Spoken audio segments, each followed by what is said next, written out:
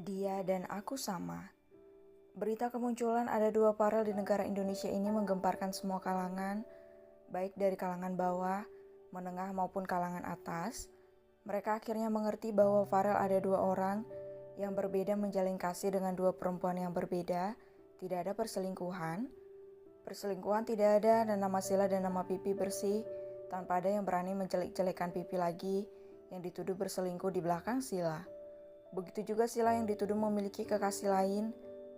Ariel menerobos kerumunan wartawan dan mencari sosok Pipi. Sila, Ariel mendekati Sila. "Di mana dia?" tanya Ariel. "Kak Pipi sakit perut, terus dia bilang harus pulang," jawab Sila menunjuk arah Pipi pergi tadi. Ariel hendak pergi namun dicekal oleh Jessie. "Mom, nanti nak, Mommy tidak akan melarangnya setelah kamu menyelesaikan semuanya," tutur Jessie. Ariel terpaksa menuruti kemauan Jessie. Mereka harus mengatasi wartawan yang kini sedang menggila itu, mencercanya berbagai pertanyaan yang enggan untuk dijawab oleh Ariel. Setibanya di perusahaan Fox Group, semua karyawan Fox Group baik dari OB sampai direktur menyambut kedatangan Farel. Mereka tahu lewat berita bahwa ada 2 Farel saat ini yang mengguncang media sampai menggila. "Salam hormat kami Tuan Muda," sapa mereka semua secara menyeluruh. Ariel melirik ke arah samping di mana Franz dan Farel juga keluar dari mobil yang sama dengannya. Mereka semua yang melihat hal itu tentu saja melebarkan mata. Sungguh di antara mereka tidak ada yang mengira bahwa pria yang dihormati kini adalah Ariel ataupun Farel.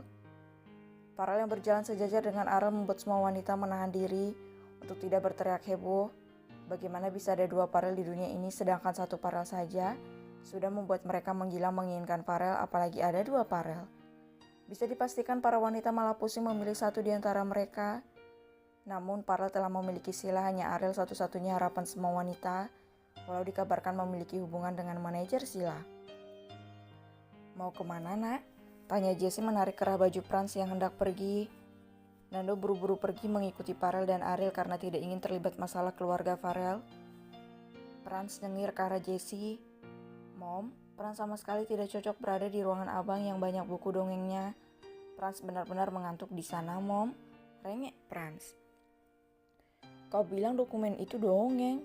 Apa kau tahu berapa harga kontrak satu dokumen itu, nak?" tanya Ramon tak percaya putra bungsunya malah meremehkan semua dokumen yang ada di ruangan kerja Farel. Iya, triliunan pun tidak akan bisa membuat mata Franz melek, Pi. Mom, biarkan Franz pulang duluan ya, rengek Franz. "Ayo ikut," ajak Ramon dan Jessie menarik paksa putra bungsunya itu. Franz berubah datar dan pasrah dibawa seperti seorang tahanan oleh papi dan muminya. Di ruangan rapat, selama ini beberapa bulan ini yang menduduki posisi CEO Fox Group adalah Tuan Muda Ariel, kata Farel dengan serius. Seketika situasi menjadi riuh, namun Ariel menggeprek meja hingga kembali hening. "Aku hanya ingin kalian tidak berburuk sangka pada kekasihku. Aku adalah Farel dan Maharani milikku, sedangkan Ariel dia berbeda denganku. Siapapun gadis pilihannya bukan urusanku," Farel menjelaskan dengan nada dingin. "Kalau begitu ada kesempatan untuk Tuan Ariel menjadi menantuku." "Haha, iya, anakku bisa menikah dengan Tuan Muda Fox Group yang lain." "Brak, berani sekali kalian mencampuri kehidupan pribadiku. Jika aku tidak suka ya tidak suka. Jangan berani-beraninya kalian mengaturku," ancam Ariel dengan tatapan tajamnya. Dingin. Tatapan tajam dan aura dingin kedua pria tampan itu mencekik mereka satu persatu. Bahkan untuk bernapas saja mereka harus curi-curi udara saking takutnya melihat tatapan Farel dan Ariel. "Siapa yang berani berkhianat seperti tetua Joko lagi? Katakan dari sekarang supaya aku membasmi hama lebih cepat," titah Farel. "Kau sana pulang saja biar aku yang atasi," usir Ariel. "Jangan mengacau, aku tidak akan membiarkanmu bermain-main, Riel. Kau mampu mengatasinya selama beberapa menit, tapi kau malah menunda 1 minggu sampai mempengaruhi saham perusahaan," decak Farel panjang kali lebar. "Bukankah kau sudah membuat saham Fox Group meroket? Kau yang diam dan pergi sana," usir Ariel. Tuan muda, lihatlah situasi. Nando menengahi. Ariel dan Farel memutar kepala ke arah orang-orang yang tengah berkumpul kini menatap bodoh pada mereka. Ahem. Farel dan Ariel berdeham serentak lalu saling melirik satu sama lain, malah membuang muka saat sama-sama terciduk. Franz menguap lebar sambil menepuk-nepuk keningnya mendengar perdebatan abang-abangnya itu.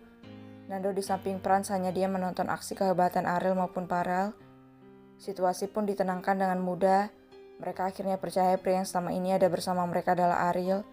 Pria yang ada hubungan dengan manajer Sila adalah Ariel, bukan berselingkuh seperti yang dikatakan orang-orang. Piuh, akhirnya selesai juga, gumam Franz menghela napas lega. Iya, semua teratasi dengan mudah, sahut Ramon. Semoga semua akan baik-baik saja ke depannya, sambung Jesse. Sekarang aku boleh pergi kan? Tanya Ariel membuat semua orang menoleh padanya.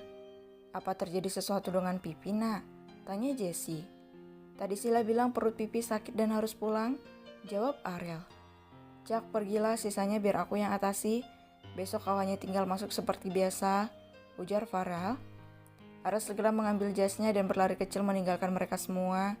Nando hanya diam menatap kepergian Ariel, yang ia ketahui pria itu begitu khawatir dengan keadaan Pipi. Di mana Sila, nak? Tanya Jesse. Tadi Farel antar ke apartemen, Mi. Farel tahu akan seperti ini hasilnya.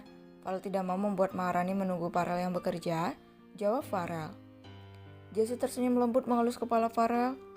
Kalau begitu kami pulang, suruh Ramon. Jesse dan Franz mengangguk. Mereka bertiga pergi dari perusahaan hingga tinggallah Farel bersama Nando. Kamu rindukanku, Nan? Tanya Farel melirik Nando yang tersenyum lebar padanya. Iya, Tuan, jawab Nando tanpa mengelak. Apa dia memperlakukanmu dengan baik? Tanya Farel. Iya, Tuan. Tuan Ariel hanya berubah seperti orang gila saat bertemu musuh saja, jawab Nando. Ayo kita ke ruangan. Farel berdiri dari duduknya. Nando mengangguk saat Farel melewati beberapa pekerja yang menebak-nebak pria tampan ini Farel atau Ariel. Ini Tuan muda Farel. Jawaban Nando membuat para pekerja Fox Group segera memberi hormat pada Farel. Walau aku ataupun Ariel yang datang ke kantor ini, semua tetap sama, tidak akan ada yang berubah.